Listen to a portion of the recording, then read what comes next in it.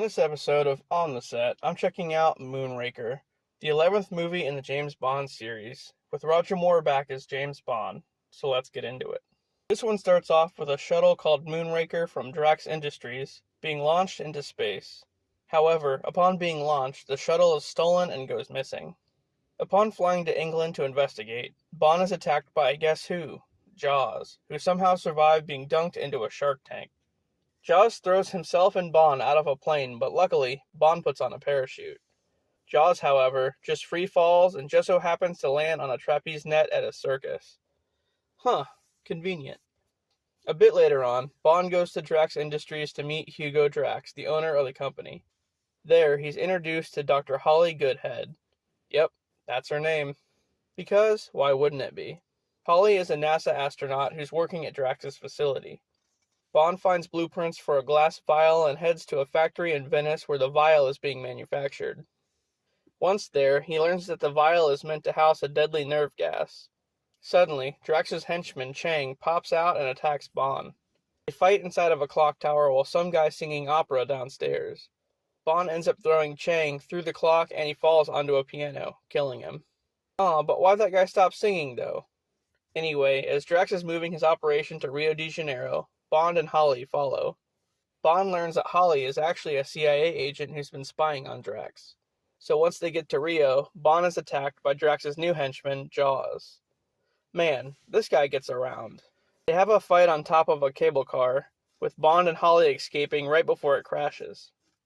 Jaws is helped out of the wreckage by a random blonde girl named Dolly. And he falls for her or something. I don't know, it's weird. Then, Drax's henchmen capture Holly. Learning the origin of the nerve gas comes from the Amazon jungle, Bond heads there, only to be captured yet again. Man, this guy's always getting captured, left and right. Drax reveals that he's the one that stole his own shuttle, pretty much because another one he was using was faulty, so he wanted this one back. Something like that. Then he throws Bond and Holly in the exhaust bay of one of the shuttles just as it's about to launch, and they barely escape the flames. Then, Bond and Holly head to space posing as astronauts. They take a Moonraker shuttle to Drax's space station, where Drax has retreated to. And right when Bond confronts Drax, Jaws shows up and, guess what? Yep, he captures Bond. Go figure. Drax reveals that he's going to disperse the nerve gas in the Earth's atmosphere and wipe out humanity, starting humanity all over again on his space station with a group of genetically altered people he has on board. Well, that's a strange plot. Then, Drax orders Jaws to attack Bond.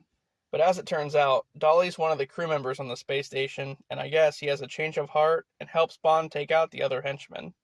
Following that, a crazy laser battle ensues all over the station.